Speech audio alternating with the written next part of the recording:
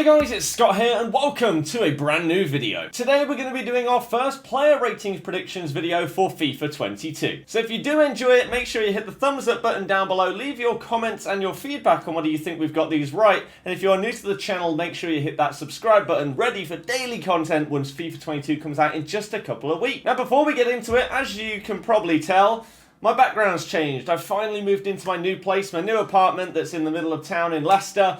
Finally moved out and it's been crazy. Hence why there's not been any videos or anything like that over the last few days. I've been so busy with the move that I haven't been able to create content. Although I have been streaming a little bit over on Twitch. So if you're not following me there, go ahead and do it. We're going to be uploading more and more now that I'm fully set up, ready to go, and basically ready to get into the grind for FIFA 22. So I appreciate all of your support over the years to get us into this position. There will be a full video detailing channel updates, the moving day vlog, etc, in the next few days. But for now, let's get into some player ratings. So we'll start off with the 5 new signings that Leicester have made for the upcoming season. First up, Buba Soumare, league winner with Lille.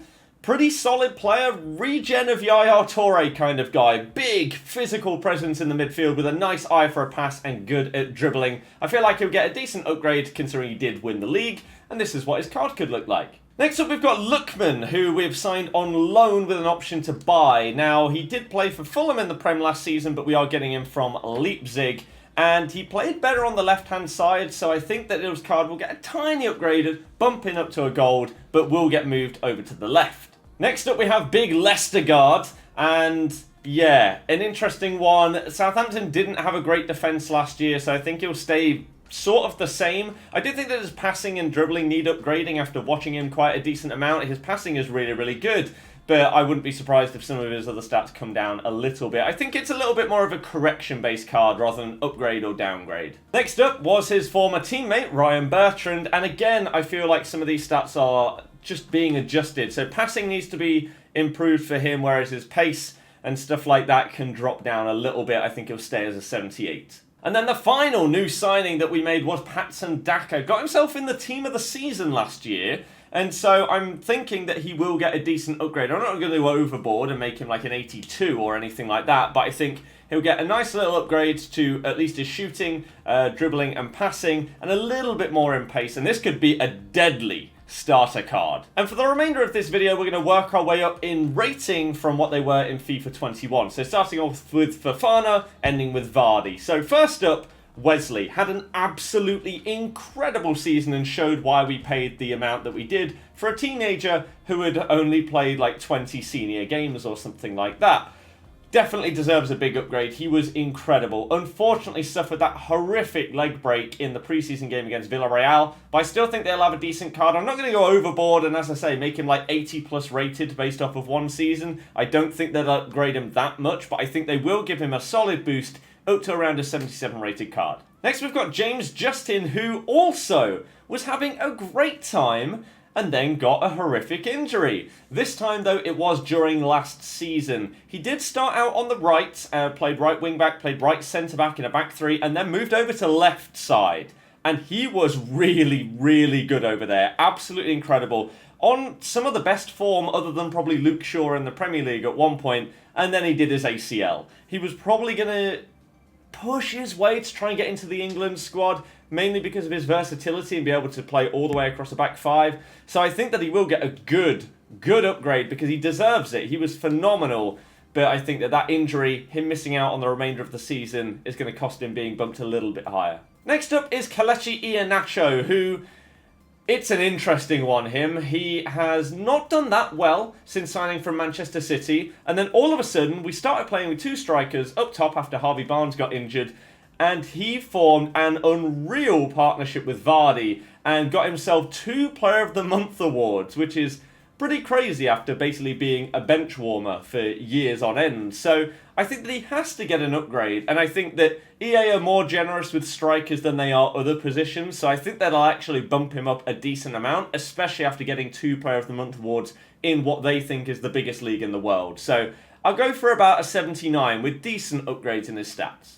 Next, we're going to go with Timothy Castagne. Now, this is a tricky one because I think they could even move him to left back. However, I think that because of the players that we have in that position this year, they will keep him on the right side but move him from right mid down to right back, because we didn't play 3-5-2. Sometimes we did play with a back 5, but for the most part, a lot of the time it was a back 4, and then we switched up and down throughout the season. So right back for Timothy Castagne deserves an upgrade, not a huge one, and I think actually his pace is going to come down because I don't think he's that quick, but I do think he's very good defensively and on the ball. Now we have Harvey Barnes, who was an electric winger before yet again another injury. We were ravaged with injuries last season. It's one of the reasons why we missed out on top 4, unfortunately.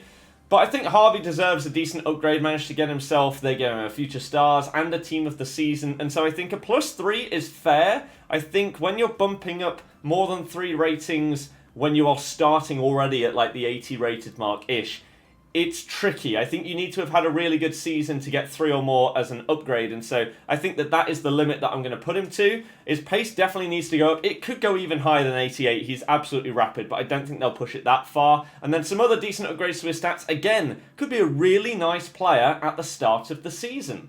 We'll follow on from Harvey with SOYUNCU. Now, you will see one glaringly obvious change, and that is his pace. How they only give him 69 pace, I don't know. He's been clocked as one of the fastest players in the league multiple times, and so he has to have a massive increase in pace. The other stats, yeah, I think they could be bumped up a little bit as well as an overall rating, because he's shown for now a couple of seasons that he can do it now, and that he is solid as a defender in the Prem, although he started this season pretty badly, but we'll ignore that, that doesn't count. So the pace upgrade needs to happen, and it is fully deserved. If you watch him play, you will see how rapid he is. And yeah, there's Cactus upgrade in my opinion. Maddison now, and an 83 is what I've gone for with him.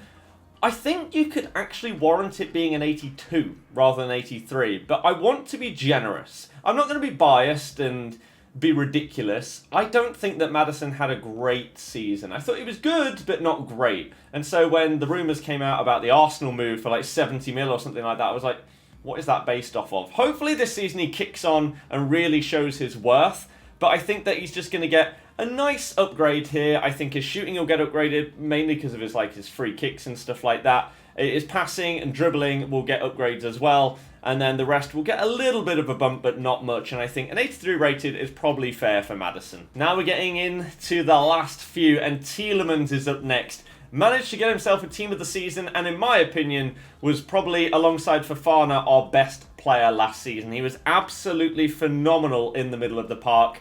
And unfortunately, it looks like we're only going to hold on to him for like one more season at the absolute most, unless he signs some massive contract. But that being said, hopefully we get the chance to use something like an 84 rated TIELEMANS this year, because he was really, really good. His passing was insane. He'd scored some really important goals as well, including the goal that won us the FA Cup final. And so I think he deserves a nice little upgrade. I do think that his defending needs to go up as well, though, because he is very hard-working, wins the ball back a lot. So a really nice, pretty well-rounded card for TIELEMANS this year, if this is the upgrade that he gets. NDIDI up now, and I feel like this is fully deserved, if not higher than 86, to be honest with you. I think him and Fabinho are the 2 best defensive mids in the Premier League. Like, out-and-out destroyer type players. You know what I mean. Not like Kante, where he nips in and tackles and then drives forward. I mean just the guy that is going to absolutely wipe you out and win the ball every single time and somehow just get that foot in there. I think those 2 are the best, and so I think the stats are going to reflect that this year. Bumping up his defending to like 90 levels. Physicality needs a massive boost because he's just a monster. I don't think that he needs massive increases in pace, dribbling or shooting. However, I do think his passing needs improving because he has got better at that. And I think 86 is a fair reflection of his growth as a player. Still very young, still got more to learn, but he's an animal. Now, you will have noticed throughout this video that basically everyone has been an upgrade. However, I am going to give one downgrade here, and it's going to be to Ricky P. Now, do I think he deserves a downgrade? No, because he basically missed pretty much the entire season through injury. However, for EA's logic, that automatically means downgrade. I wouldn't be surprised to see him go down to like an 83, just because it's the way that EA do things, but I think he started this season really well, but that is not relevant, unfortunately, to the rating that's going to get given. It will be based off of last season, where he tried to make a comeback from injury, got injured again, and basically it was stop, start, stop, start for the remainder of the season. Didn't ever really get going. This season he's back fresh after a full pre-season. Don't be surprised if he gets some special cards this year, but I think he will get downgraded purely due to his injury, sadly. Now, maybe this is a controversial one, but I'm putting Kasper up to an 86, and I feel like he's a very, very solid goalkeeper. Not only just for Leicester, but for Denmark. We've seen him in the Euros pulling off some insane saves, and the amount of clutch moments that he's had over the years for us is insane, and I feel like he should get recognition for that. I feel like he has improved over some of the other goalkeepers in the league, and he's got closer to the level of some of the other keepers in the league. Like, for example, last season, Lloris was an 87 on the game. I feel like Kasper has been at a better level than Lloris, and I think he'll get downgraded, Kasper will go up, etc, etc. I think 86 is quite fair, but one of those ones where I'm really interested to see your thoughts in the comment section. Let me know. And of course, to end things off, it has to be the main man, Jamie Vardy. Again, a tricky one for me, because I could easily have bumped him up to like an 87, and I feel like that potentially would have been justified. However, I feel like he's changed as a player, and I feel like that may sway them from upgrading him. It took them so long to give him the kind of rating that he actually deserves and deserved over the years. And I feel like they're probably going to stick with what they've got right now at an 86. Now, I think they'll downgrade his pace, even if it's just a little bit, even though he's still rapid because he doesn't make as many runs. I think his shooting will come down a little bit because he wasn't as clinical. However, his dribbling, physicality, and passing definitely need to go up, because he got a load of goal involvements last year, but he got way more assists than he has done in the past, especially as a ratio compared to his goals. And so I think his passing should go up, and I think Vardy will stick at 86, although I'd like to see him as an 87. And so there we go. Those are my player rating predictions for FIFA 22 for Leicester City in Ultimate Team. Let me know your thoughts in the comment section down below. Do you want to see more videos like this in the run-up for FIFA 22? If you do, make sure you hit the thumbs up button down below. Subscribe if you're new. Go and follow us on Twitch. Thank you so much, as I said, for the support over the years to allow us to be in this situation that we're currently in. I'm so hyped for FIFA 22. We're getting into it in a couple of weeks, but for now, I'll see you guys next time. Goodbye.